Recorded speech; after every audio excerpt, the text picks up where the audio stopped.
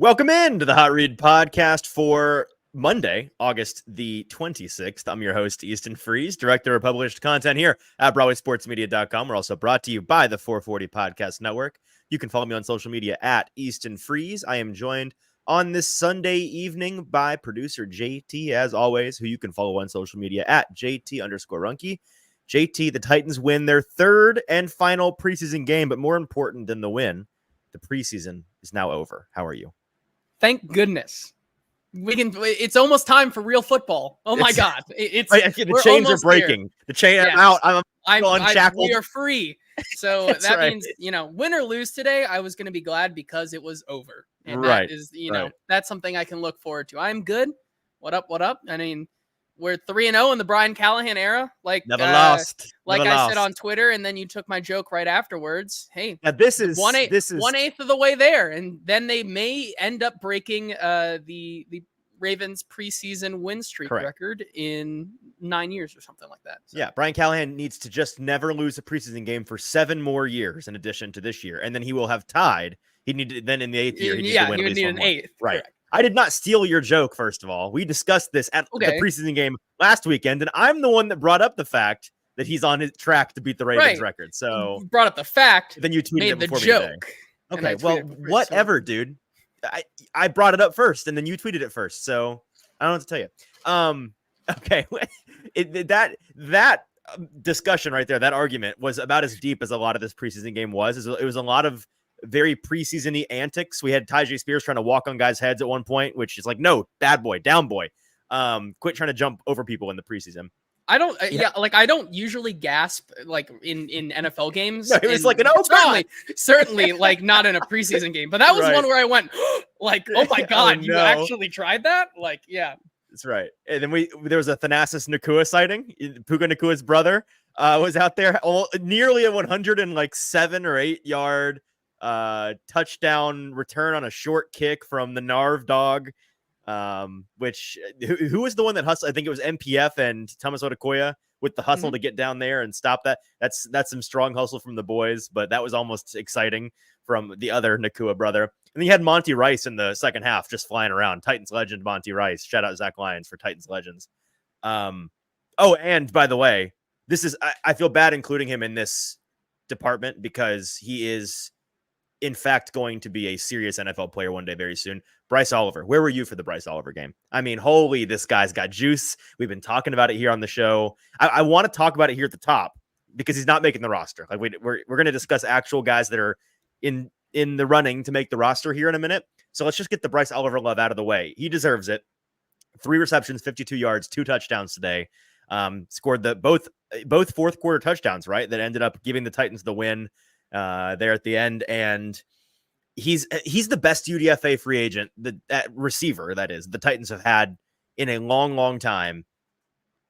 And so I can't wait for 2025. The Bryce Oliver narrative is going to be the agenda that we're going to push will be so strong.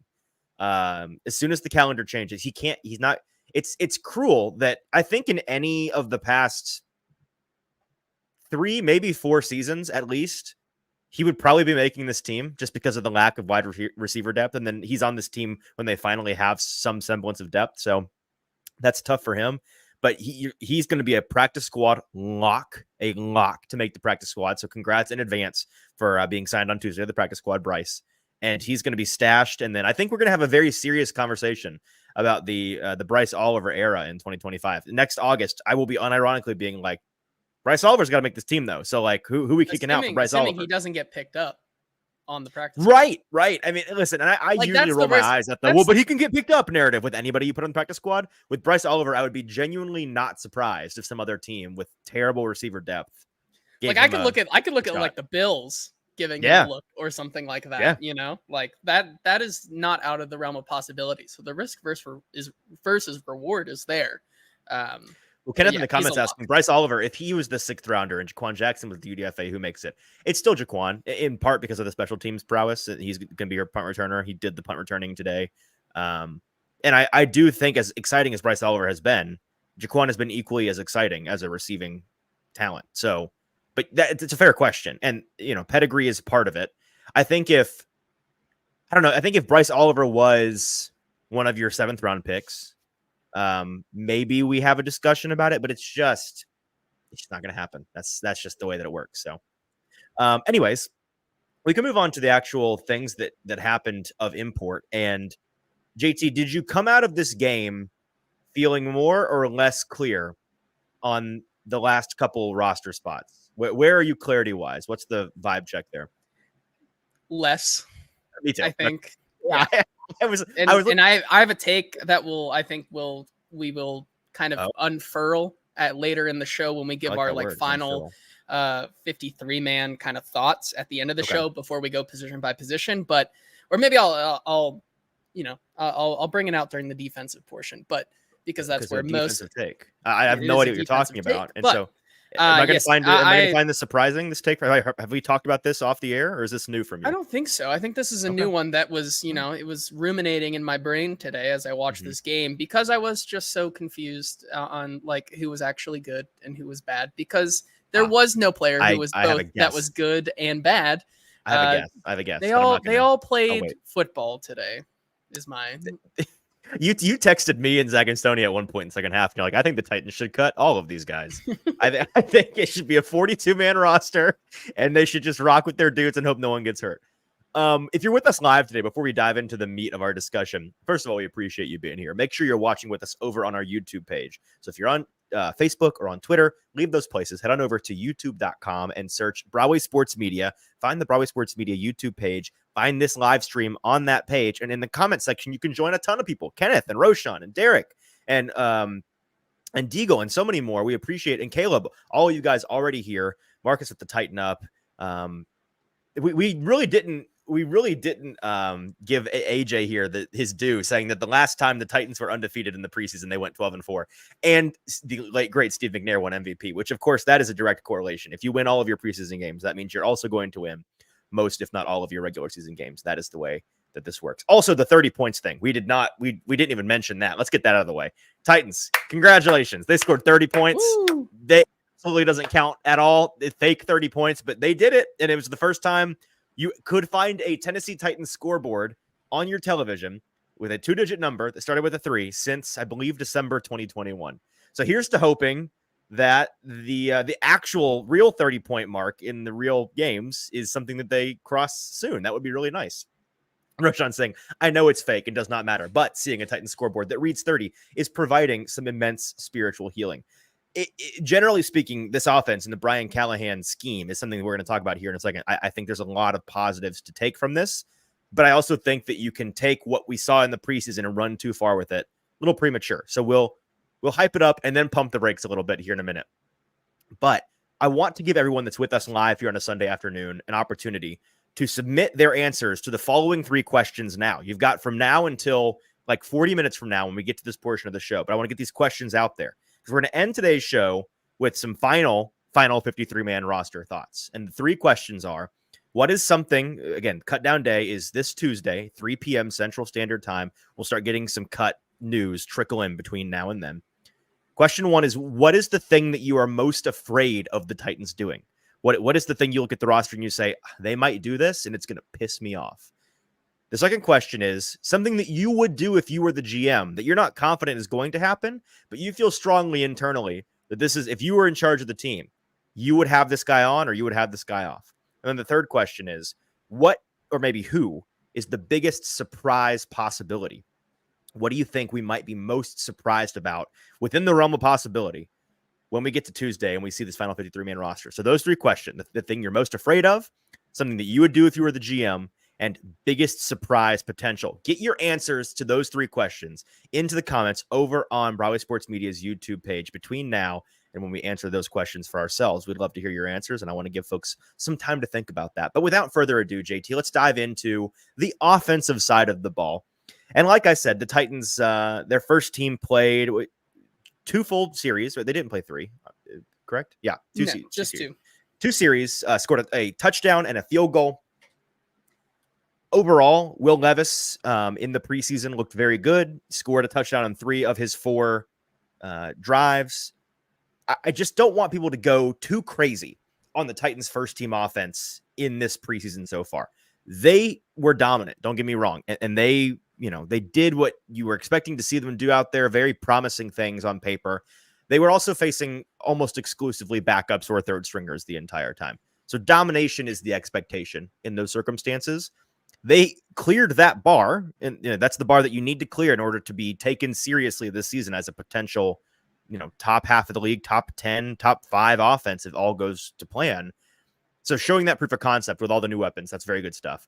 But this preseason period is merely the qualifying round, right? They qualified, no doubt about that. They got 100% on their tests that they just passed, but there have been no medals awarded, and folks should not try to award medals already.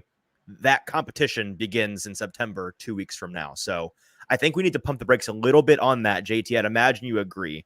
Any thoughts on that before I go back to being complimentary and not the spoiler? Yeah, I mean, there's a couple ways that, you can look at how the Titans played today. One, like you said, yes, it is, they're going up against lesser competition. That is something that I think needs to be taken into account. But I think there is still room to call what Brian Callahan and the first team offense, what they did today, a masterclass. And I think that's something that really stood out to me. The way that they were so efficient in the ways that they were giving different players looks, how they were kind of calling the offense to begin the game was something that I thought was so surprising to me and played out so perfectly. I mean, you talk about obviously Nick the Net kind of playing that Y. The way Brian Callahan was using him to scheme him open, he had a big couple plays on the first drive there. Then finally, after getting Tony Pollard into the rushing game there, finding Tyler Boyd over the top, letting Will Levis kind of unleash it, which is something that we really didn't see in the first preseason game against the San Francisco 49ers.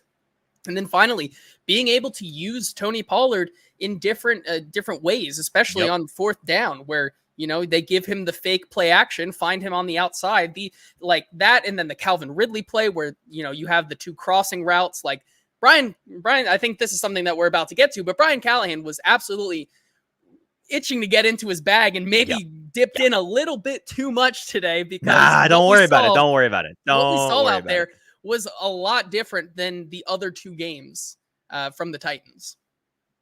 Yeah, so on the topic of scheme, you could 100% tell, and I tweeted it out, that Brian Callahan is he's itching. He wants so badly to dip into his bag of real tricks. And you saw with the first team on those first two series, a couple of plays, like you mentioned, that fourth down play call to Pollard, that screen where you got it out to, I don't know, was it DMR or Odekoya who leaked out? One of the wide tight ends leaked out there with the first team and got a big gain, a little bit of a jailbreak offensive lineman blocking situation. Some cool stuff from him. And I think once we get to the actual games next month, it's going to be a lot of that all the time. I'm really, really excited to see all of the creativity that they unleash. And I'm sure that they have been in the lab cooking up stuff, and their war chest of options is large. Speaking of war chests, and I've talked about this on the show, but I kind of want to put a point on that as we finish the preseason. Their war chest of playmakers, the playmaker difference with this team, I don't think can be understated. And you saw this a little bit with the first team offense as well. Think back to last year in terms of guys on offense that you felt comfortable. If you get the ball into their hands, they have the capability to make some magic. It was DeAndre Hopkins. It was Derrick Henry. To a lesser extent, rookie Tyjae Spears came along near the end of the season. Chig, when he was, reliable catching the ball. Rookie Josh Whyle showed some flashes. That was kind of the end of the list, right? This year, that list is so much deeper. You've got DeAndre Hopkins, Calvin Ridley, Tyler Boyd. Both of those last two guys we saw make big plays today.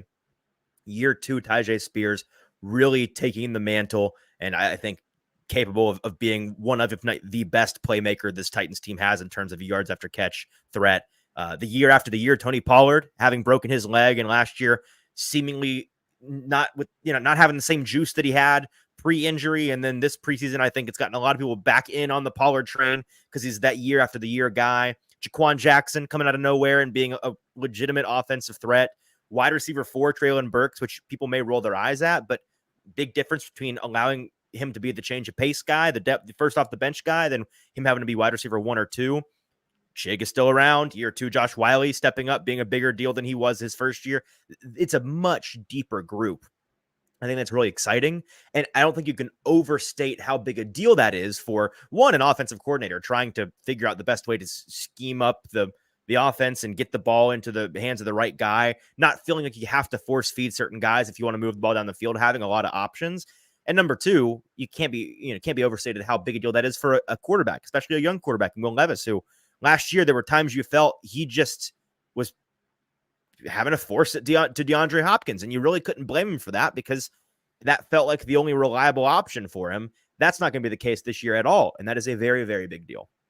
Yeah, I definitely agree, and it's not going to be the same once DeAndre Hopkins comes back as well either. Bringing him back into the fold is nice and all, but the way that they've been able to kind of deploy these guys is way different to how Will Levis was seeing these guys deployed last year, which I think is just as big of a deal as getting some of those other guys in there skill position wise. And so when you have that many options, I think when you have so many options, there really is never a bad one, which is a good thing for Will Levis and something that he definitely needs this season as he continues to prove if he's the guy or not. Yeah. We can talk about some of these offensive positions here one by one, starting with running back. Man, Hassan Haskins. And this is a guy that's going to come up a lot for me when we talk about the 53-man roster, our final thoughts there. He ended up getting, I think he co-led the running backs today with 10 touches. Let me double check that. Yeah. He had 10 carries for, hold that thought, 10 carries for 31 total yards, 3.1 yards per carry. I don't know. I lean they're going to keep him as running back 4 just because it's not what I would do, certainly. But everything I'm hearing, all of the hints that we're getting, the fact that he keeps being talked up on the broadcast as this just ace special teamer. I get that he's a big special team talent, but as practically a zero value in the actual running game, how good of a special teams talent do you have to be to justify taking away a roster spot from another talented receiver or a promising young lineman or another tight end or whoever it may, a third quarterback even? I just don't know what I don't necessarily agree with the math there. Where are you on Haskins? I am pretty much in the same boat with you, but I think I'm a little bit more understanding because this is something that we come down to at all times every single year. It's like between a good, maybe young, developing skill position player or the young lineman versus the guy who is on special teams that is going to basically go out there and contribute on the field. That's something that coaches do not see the same as us. Like, we see this young prospect who could be really good in a year or two versus the coach is wanting results. And I think that's where the decision lies for them. Do you want the results on special teams of a Hassan Haskins, or do you keep the guy who isn't going to give you results, maybe even at all this year? And I think that's the biggest thing in the argument for keeping Hassan Haskins. I agree with you that it is a tough pill to swallow considering you're keeping a running back 4 that probably won't ever see any touches realistically. I mean, if ever you look, see any touches, he's not good and should not see touches. Like you said, Jabari Small looked very much more efficient as a rusher today than Hassan Haskins did, which is something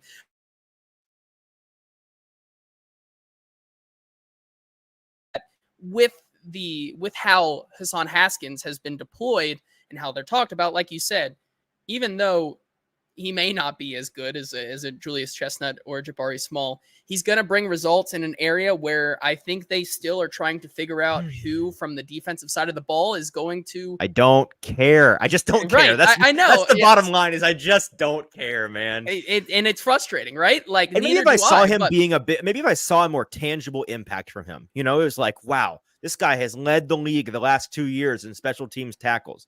Man, this guy is flying around, like making. Because here's the biggest disconnect. We keep hearing about how big a special teams player he is. And if you sit and grind special teams tape, yeah, he's out there making plays. He's good at what he does. I'm not saying he's not. But when regular fans are just like knowledgeable fans, just watch the games. How many times do you notice him on special teams without singling him out in your mind's eye? You don't. Like, it's not like he's a returner and he's got the ball in his hands. He's just out there making tackles. He's just like a great fundamental player. And I'm yawning. I don't care. I don't care. I don't think that justifies a roster spot. And it's frustrating, but Jake brings up an interesting point, which is kind of my point. What is more important on game day? The player that plays 10 special team snaps or the more talented player that receives 0 because they're buried on the depth chart?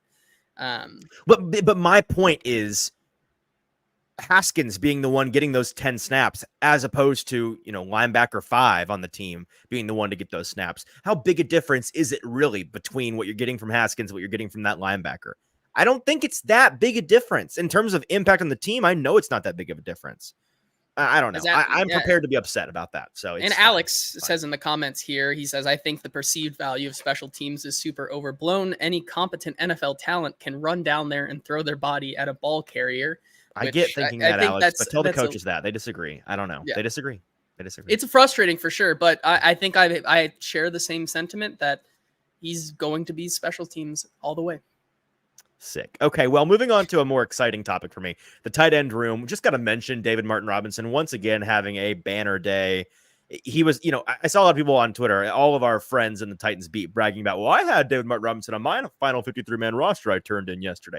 Guys, the opportunity to brag about having DMR on your final roster ended at least 1 week ago, and maybe even that's not far. Like, everyone has had him on their roster since last Saturday night, because he's obviously on the team. You're not special. We all think this. The Titans are keeping 4 tight ends. I think on this show, we can rightfully point out that we were kind of sniffing this out early. I asked Brian Callahan the question about the tight ends, the bifurcation of the position 2.5-3 weeks ago. I think it was the first presser with him after their first preseason game, if I'm not mistaken. So we were kind of barking up that tree actually early. DMR's been on both of our rosters for a long time. We've been having them keep 4 tight ends for a couple of weeks now. He finished the preseason, once again, wire to wire, leading all Titans pass catchers with 9 receptions, 113 yards, total diamond in the rough. Again, it's not just his receiving prowess, and the guy can separate. He can get open against linebackers and DBs in the box. He's a legitimate route runner, but just as valuable is his ability as that fullback role to get downfield, get downhill in a hurry, and lay a nasty block. He's a two-way player in that way. I'm excited to see him on this team. I hope he gets real snaps on offense. Not to say that I think he's already better than Chig or Wiley by any means, but I think he's a good enough player to justify rotation on game days. And I think we've seen, at least from what we saw in the game today, the way that they use motion in this offense with the tight end specifically really shows you why they need those 4 and why they should keep 4. The amount of motion and use with the tight ends out there on the field is so paramount to what Brian Callahan is wanting to do with this offense that if one of them goes down, you're kind of screwed a little bit, which is why I think that they should and will keep 4, because you want to have 2 at each of those specific tight end positions to make this offense really work. I agree. So I think that Thomas Odukoya also had a good game. Again, he was the one that ran down that near touchdown at the end of the half. Do you think that gives him any chance at, obviously? I give it no chance. I really don't. Really, I mean, obviously it's tough, right? Because I'd love to be wrong, but they're not keeping 5. Yeah. He would be activated to the roster and then probably have to not be able to suit up for 3 weeks. Would that be how that works? Or would he? Oh, because of the... So that's a great question. I know that in season, to take an international player from the international slot to the active roster, you have to activate them to the practice squad, and that it is a multi-week waiting period before they can be called up to the active roster. But maybe you can just do it straight away, since it's... I think if they make your final 53-man roster, they are eligible. So yes, the answer is yes. If they, if on Tuesday he's on the team, there's no waiting period. But if he's not, there would be if he gets called up. And again, that's just it's brutal that he is stuck in that international exemption purgatory that he's stuck in. He's a good enough player to get out of it. I don't know. Here's what I would do if I was the GM. I'd say an extra spot on the practice squad. Yip-de-doo, I don't care. He's our 5th tight end pretty clearly to me. I don't want to have to call upon an emergency Steven Stylianos or I mean, who am I even missing here? Right in any Yeah, that's veteran, it. That's the right end of in the list. any veteran tight end on the Off the market in waiver a wire. pinch. Yeah. Right. I want to call on Thomas Odukoya. So we're going to go ahead and make him a full-blown regular practice squad player that is available when needed. And I would just sacrifice that spot. I don't think they're going to, but that's what I would do. I think that'd be justice for him. And more importantly, the logical thing for the team. Because again, if you are needing to call up an emergency tight end and we're leaning on Steven Stylianos is not good enough to make the practice squad.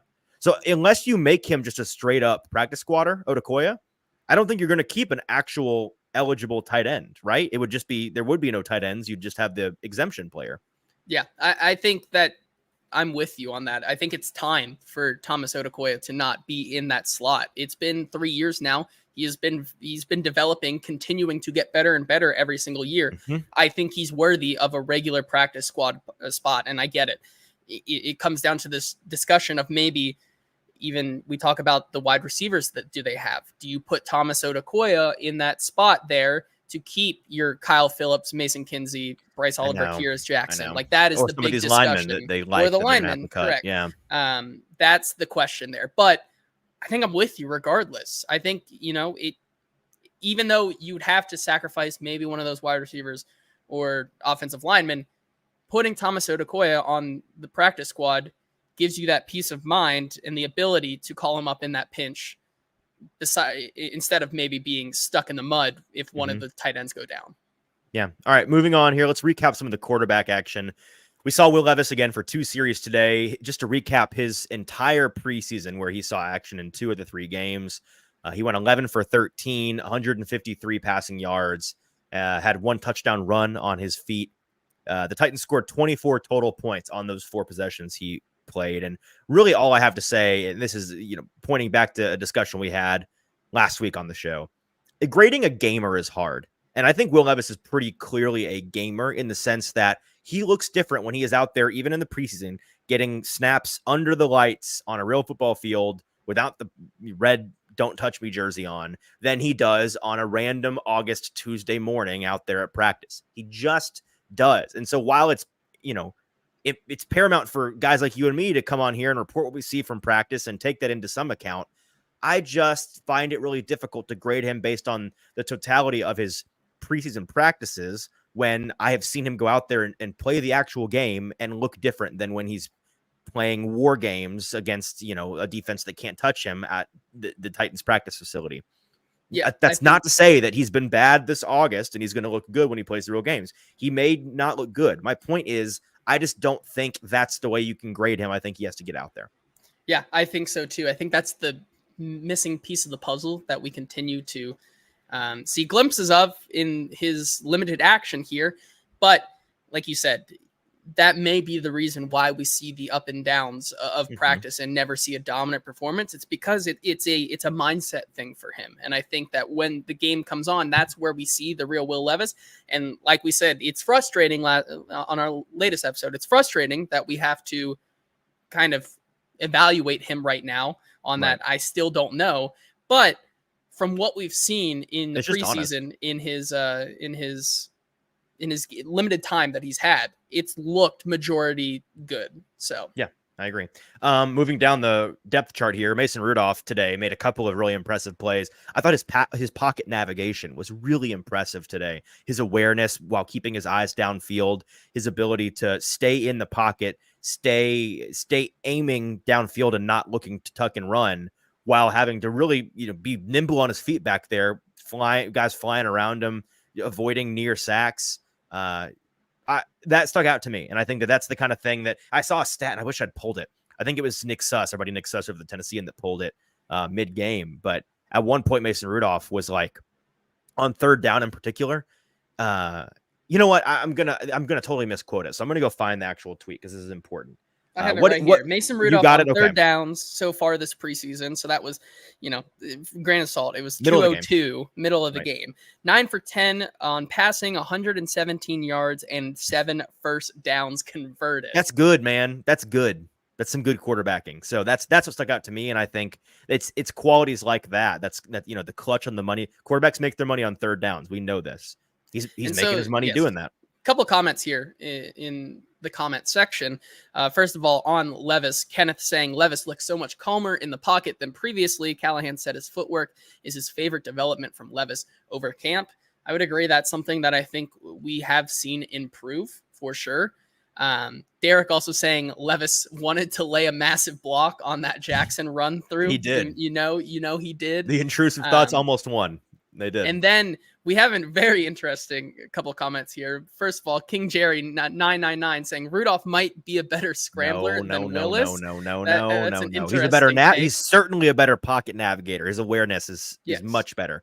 Scrambler, no, stop. And then an very interesting comment from Roshan saying, sorry, fellas, Malik is quarterback 2. Mason just does not have the arm talent. It's a take, Roshan. It's wrong, but it is a take. Moving on to Malik Willis. 2 touchdown day for him. JT, you tweeted out at the beginning of the game, if Willis is going to make a case for himself at all as potentially a third quarterback that they keep, he needs to score points. And he did that.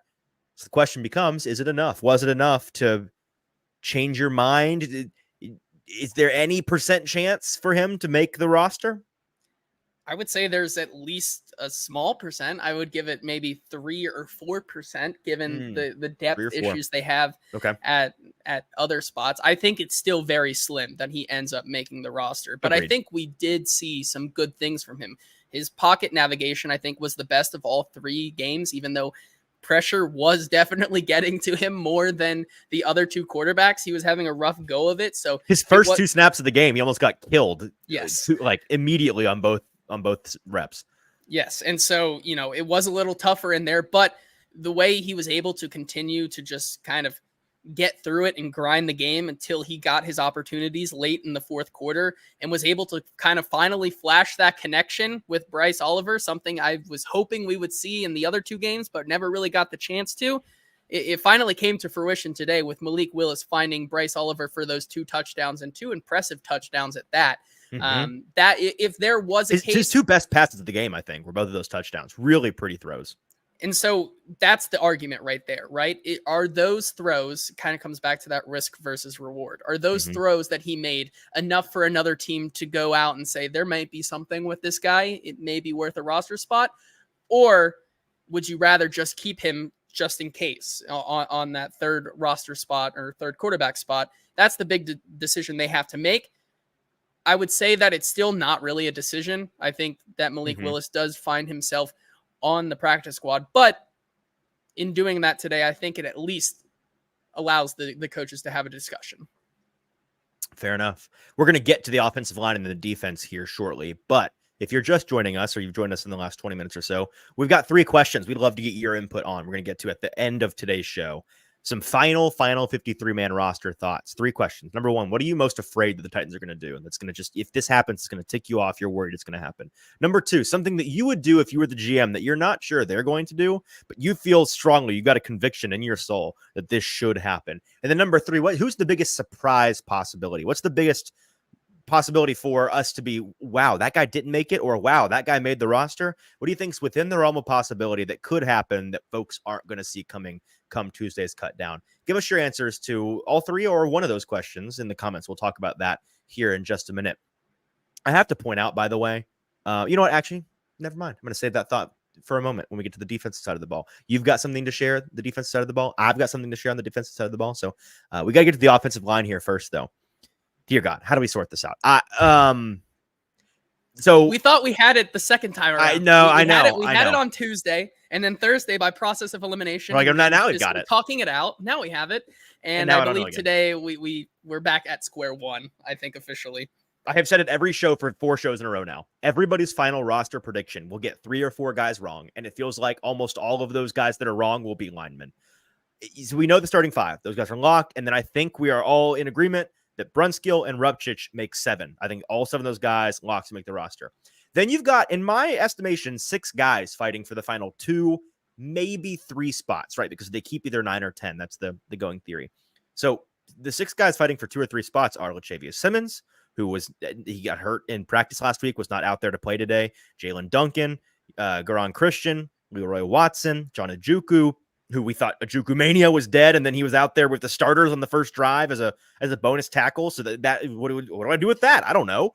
And then Cole Spencer, the rookie, who is flashing as the backup guard only, no flexibility there, but he's playing with the twos and he's getting a lot of run and he's promising, and we know that Bill Callahan likes him a lot. On my final roster that I submitted for the Titans media competition to Nick Suss and what we talked about on Thursday, the three that I had them keeping in addition to the 7 we think are locks. So I have them keeping 10. I had them keeping in addition to the starting 5, Brunskill and Rupchich, Lachavious Simmons, Jalen Duncan, Garon Christian. So no Watson, no Ojukwu, no Cole Spencer. What was your final? Can you remind me of who you ended up keeping? I ended up with the same, although that's what I submitted.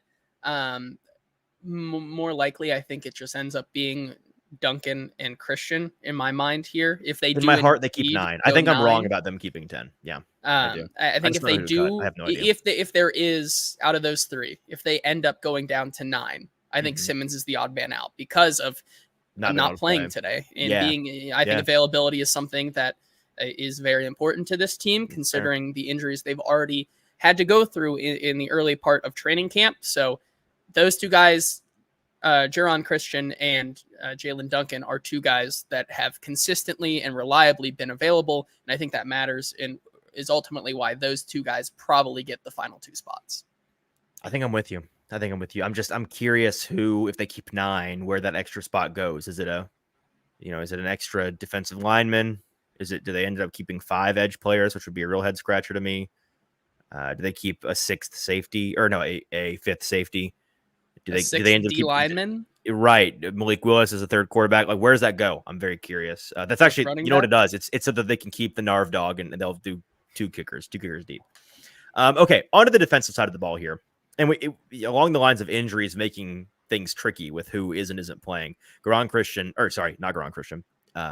Lachavious Simmons not being out there due to injury. I think it was a shoulder at the end of last week's practices.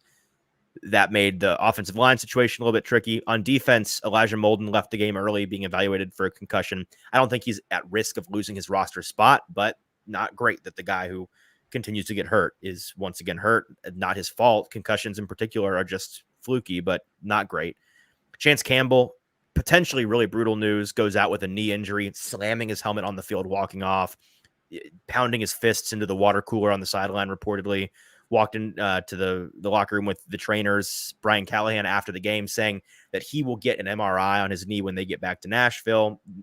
Uncertain of, the determination on the severity of that injury. Whenever you hear, I don't know, about a knee injury, we're pending an MRI, that's always a scary thing. Is that an MCL, ACL, LCL situation where they could miss a month, God forbid, miss the whole season? If he's going to have to miss significant time, that is really, really brutal break for a guy that has been fantastic all preseason long, locked in a roster spot for himself based on his play. And, just from a math standpoint, if he isn't healthy, and if he has to miss the season because he tore something, again, God forbid, I hope this is not the case, it will make the linebacker math a little bit easier in terms of keeping 4, 5, 6, who gets in, who gets out. But I don't think the Titans are hoping that's the case, because I think he is their 3rd best linebacker.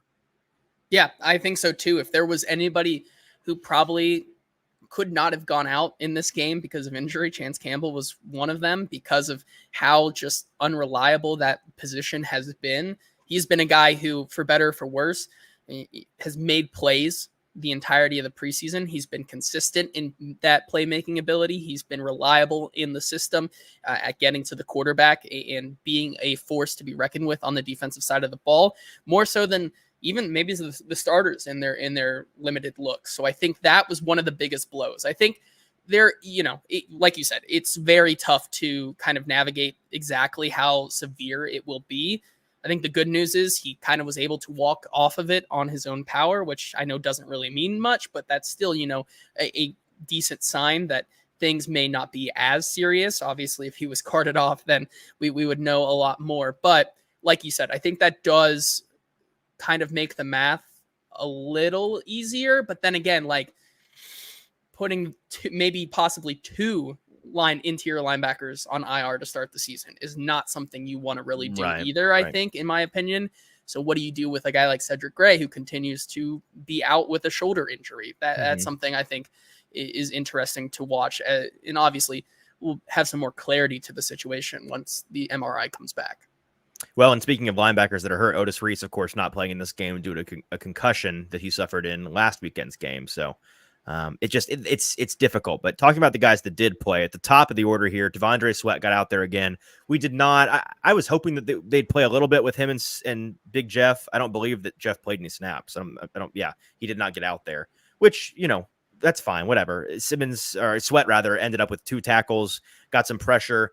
Looked good. I think he looked better than what we saw from his first preseason game, getting those nerves out of the way.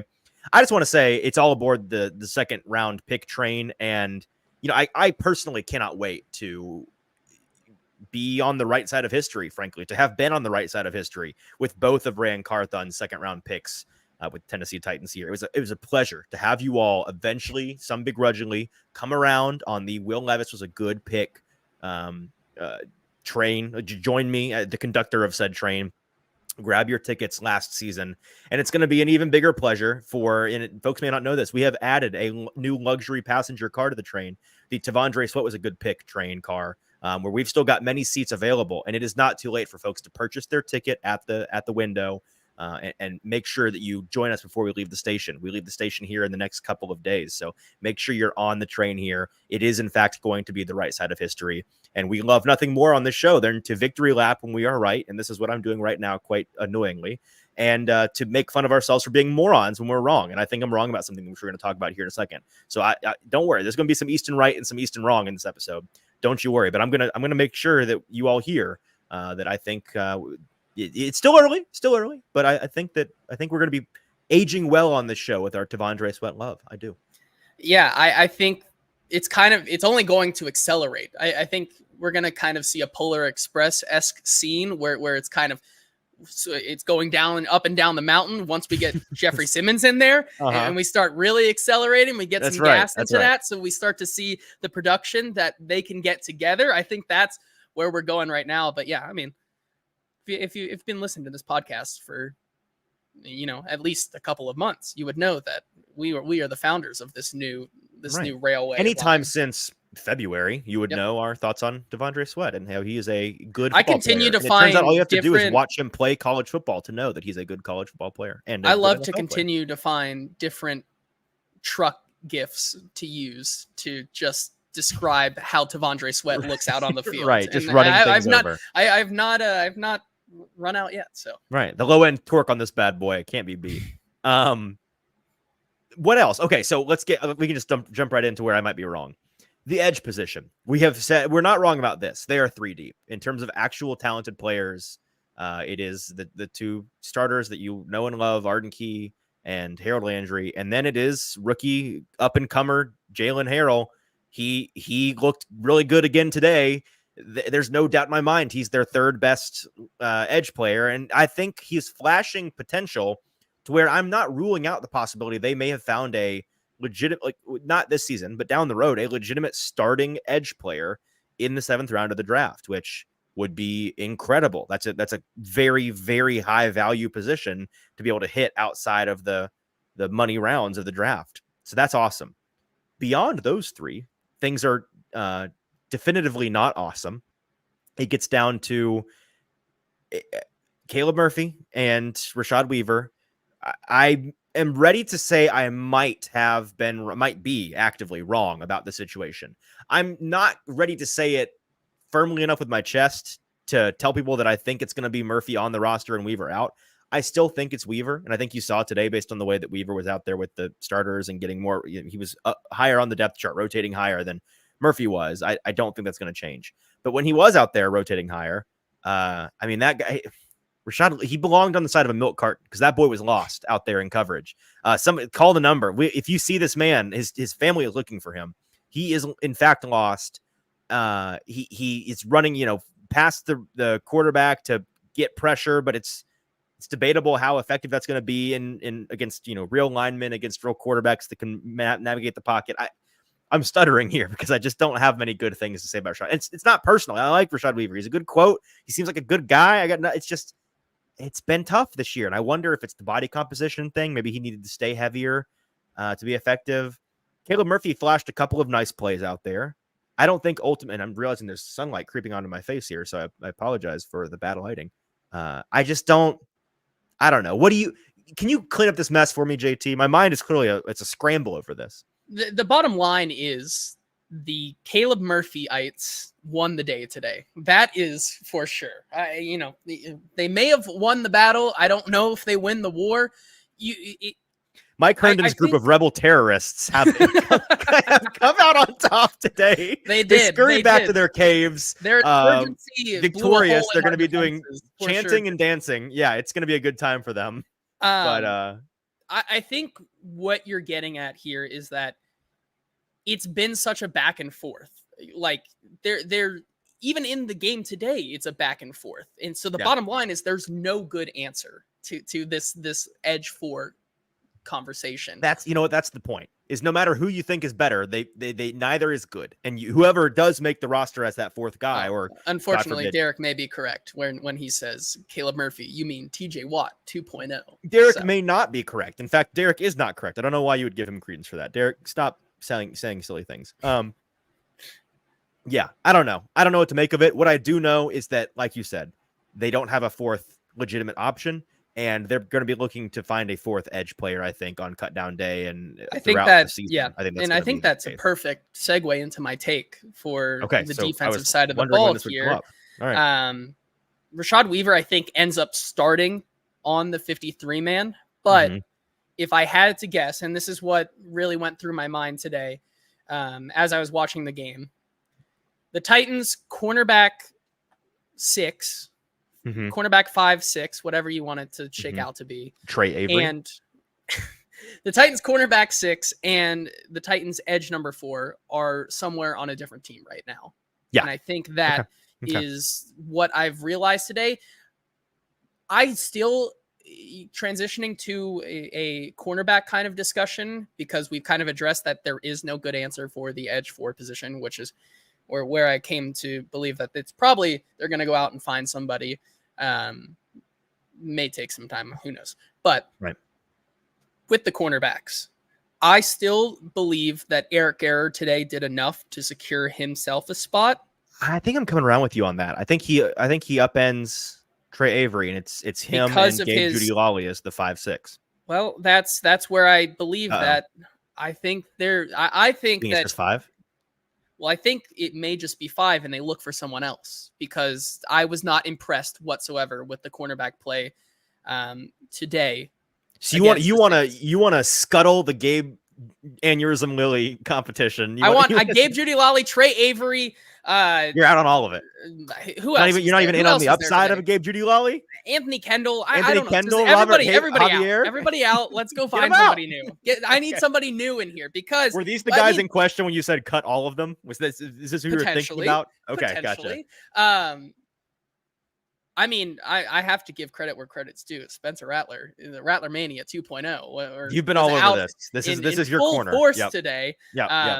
Spencer Rattler is the truth. I continue to believe. I was wondering why the Saints had their best quarterback out there in the middle of the preseason. I believe Spencer Rattler dangerous. He's fantastic out there. I do believe that Spencer Rattler will be the quarterback 1 of this Saints team by the end of the year. However, name the week. I'm gonna go. Put your money on it. What 7. week does he play? I'm gonna go 7. 7. Wow. Yep. That's before the end of October. You think he's out there slinging it? Oh yeah. Okay. I hope you're right. It's far more entertaining. But I just between the pass interference calls that guys like Robert Javier and Anthony Kendall were getting today, along with Gabe Judy Lawley getting away with. Gabe Judy Lawley also kind of regressing in his press man coverage with a couple penalties for himself as well today. I just didn't see enough today that anybody on this team gave me confidence that even in there for a guy who's injured, being able to come in and be able to, maybe play a few snaps together. Like I just don't have confidence that any of these guys in the back half of the roster can string together a couple good drives on the defensive side of the ball, which led me to what I believe is that the Titans' option to be a serviceable backup corner is somewhere else out there in the league. Okay. Fair enough. Well, that leads us to our final 53-man roster thoughts here. It's last call for closing statements before we get back on the show here Tuesday afternoon. We'll be back Tuesday at 4 p.m. Central Time, an hour after we know the final cuts, or an hour after we should know. Sometimes they trickle in a little bit late, but we'll be able to talk about what did and didn't happen, and folks making the practice squad. And our boy Justin Mello is going to be going crazy on his Linsanity run every year, where he knows all of these things because he knows all the agents and gets them early. So looking forward to that. We had a number of you comments, so let's just go ahead and hear what folks in the comments had to say. And it's not too late if you want to answer these questions. Yeah, I think I found all of them. Okay. But if I miss one, please let me know in the comments. But we'll start with Shrike here with his first comment. He is most afraid of them keeping Trey Avery. The thing he would do as the GM is cut Trey Avery. And the biggest surprise possibility is cutting Trey Avery to keep Caleb Farley, who is another guy I guess we could talk about here as well. Caleb Farley, welcome back to playing football. Good to see him back out there, especially on special teams. He made some plays out there, so that was very good to see him back out there. But I think that the bigger point here is that Trey Avery, I think, would be the most frustrating thing to see on this roster, especially ahead of like a Gabe Jeudy-Lally. I'd still keep Gabe Jeudy-Lally over Trey Avery, but seeing him on that roster would be very frustrating. Yeah, fair enough. Fair enough. What else did we get? Jake in the comments here says keeping Trey Avery over Aneurysm Lily would be the thing he's most afraid of. The thing he would do, which a lot of comments right now that we have not addressed. Guys, Jake says keeping the Narwhal over Folk is something that he would do. No. And the biggest surprise possibility is that upside is James Williams' middle name legally. Middle name legally? James Upside Williams, I think, is the joke there. That would be the biggest surprise, because I believe Jake is very, very high on James Williams potentially becoming the starting linebacker next to Kenneth Murray. So I think so. I think so too. Yeah, that'd be fair. Yeah. What else? Anything else? Kenneth says next one here. He's most afraid that we keep Malik and cut DMR. Oh God, no! I'll cry. It won't happen. Don't worry. But yeah, I'd cry. Something he would do if he was the GM is trade for Ernest Jones from the Rams, which was a developing story today. Right. And the biggest surprise cut he thinks would be Rashad Weaver. Yeah. Would it be that surprising of a cut at this point is the real question. That's true. Next one here. King Jerry saying Otis Reese staying on the roster would be the thing he's most afraid of. His next, what he would do as the GM would keep Mason Kinsey as a wide receiver 7. And then the biggest surprise would be Eric Garror staying over Trey Avery. I don't think that's a big surprise, but I mean, it's surprising, not the biggest surprise, but I think it's reasonable. I think it could happen for sure. Anything else? And then Tom in the comments here, he says he's most afraid of keeping Hassan Haskins, cutting Julius Chestnut. If that happens, I will lead an angry mob, like ye old style. We're picketing outside St. Thomas. Yes, torches. I will lead one over there and demand some answers. So don't worry. Something he would do if he was the GM would be keep DMR. And 3, the biggest surprise would be keeping Mason Kinsey over Bryce Oliver. Well, I'm afraid they're not going to keep either, but that would be surprising. Okay, so let's answer for ourselves, JT. What's the thing you're most afraid of? I think I would be lying to myself and to our viewers, who should know by this point the thing I'm most afraid of, I've made it very clear, is keeping Hassan Haskins really in any capacity, and him taking a spot from somebody I think is more worthy and valuable to the team. What about you? Yeah, I think when it comes down to it, the thing I'm most afraid of on roster cutdown day is the same, but I would also say the thing I'm most afraid of, which is one I keep whispering, is that they somehow find a way to keep Luke Gifford on this roster. You do keep whispering this. I'm going to be really mad about that too. Yeah, that's not about it. Yes, that's what I'm most afraid of. Fair enough.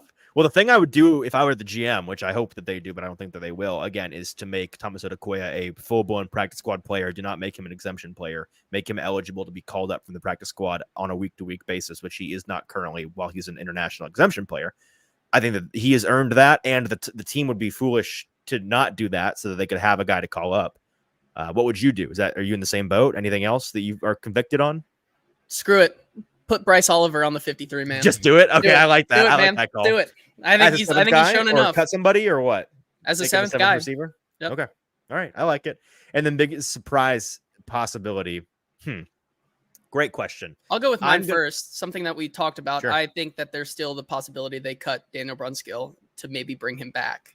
That $3 million is not nothing, I think, for them, especially being able to operate throughout the season. Their sixth best lineman, I think. So I don't. That is true. Yeah. So that's why. But mine's also lineman related. I would can't be the biggest surprise. So with the same way you keep being unable to get Luke Gifford out of the back of your mind, I can't get Leroy Watson out of the back of my mind just because they gave up that 7th round pick for him, and he's been so quiet. And he's an older guy, so if they were resting him in these games, I would sort of understand it. That's the thing that would, him staying in and it costing somebody else a spot would be the thing that I can't give up yet as a outside chance. I don't think it's going to happen, but I can't get that intrusive thought out of the back of my mind. So PK comes into the chat and says, has Bryce Oliver caught one pass from Will Levis? Oh, they won't let him. No, but if he can catch passes from Malik Willis, I'm sure he can catch passes from Will Levis. That's right. That's where I'm at on that. Paul, the answer is no, but you know as well as we do, it's because they won't let him do it. That's an organizational failure is what it is. So don't worry about it. Yeah, I mean, Paul, you and I've talked to Paul about this. He belongs on the practice squad for a full year, and I think we'll have serious conversations about him next summer when you're talking about depth. I think he's a good player.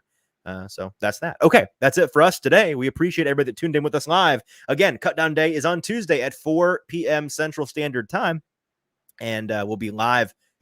3 p.m. Central Standard Time. We'll be live here at 4 p.m. Central Standard Time, reacting to it all, any of these surprises, any of these things that make us irate. I'm sure there will be at least one or two of them. Make sure not to miss that. And then we'll be live on Thursday around, I think, at 4 p.m. on Thursday, if all goes to plan, doing our second annual Titans Take Purge ahead of the 2024 NFL season. JT, I spent yesterday going back through last year's Take Purge. There were some Nostradamus moments where it's like, he knew. And then there were some moments where somebody that I will leave unnamed, but it wasn't me, and it wasn't our guest, so you guys can guess who it was, thought that a certain Titans cornerback might lead the league in interceptions when he, in fact, had 0 interceptions on the year. That's why perhaps the worst take of all time on this show. People I don't know why I'm being judged. This is the whole point of the take purge. Is that I can't be judged. You're not. I didn't name you because you're not responsible for it. I left you unnamed. So don't worry about it. But we'll be doing that, throwing out some kooky takes, some things we think could happen that we don't want to be held responsible for, but we do think them on the Titans Take Purge on Thursday. Until Tuesday, everybody have a great start to your week. For producer JT, I'm your host, Easton Freeze. We'll talk to you then.